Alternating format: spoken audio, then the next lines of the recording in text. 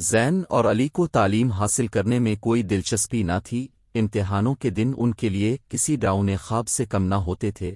وہ دونوں ہر وقت جلد از جلد امیر ہونے کے طریقوں پر غور کرتے رہتے تھے۔ ایک دن انہوں نے سوچا کیوں نہ سمندر پہ جا کر مچھلی کو پکڑا جائے جس کو بیچ کر ہم راتوں رات امیر ہو جائیں گے۔ جل مچھلی کی کہانی انہوں نے اپنی دادی جان سے سن رکھی تھی۔ اگلی صبح وہ دونوں اسکول جانے کے بجائے سمندر پر پہنچ گئے، جال سمندر میں ڈالا اور جل مچھلی کے جال میں پھنسنے کا انتظار کرنے لگے۔ صبح سے دوپہر ہو گئی اور دوپہر سے شام، مگر جال میں جل مچھلی تو کیا کوئی عام مچھلی بھی نہ پھنسی تھی۔ وہ مایوسی سے سوچ ہی رہے تھے کہ اب کیا کریں، اچانک ان کے کندھے پر کسی نے ہاتھ رکھا۔ انہوں نے چونک کر پیچھے دیکھا تو وہاں ایک مچھیرا کھڑا تھا۔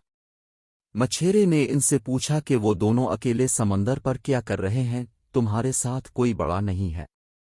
علی اور زین نے ڈر کے مارے تمام ماجرا مچھیرے کو بتا دیا۔ جل مچھلی والی بات پر مچھیرا بے اختیار ہنس پڑا اور ہاتھ سے اشارہ کر کے بتایا یہاں دور دور تک کوئی ایسی مچھلی نہیں پائی جاتی۔ مچھیرے نے ان دونوں کو بتایا کہ اصل دولت علم کی دولت ہے۔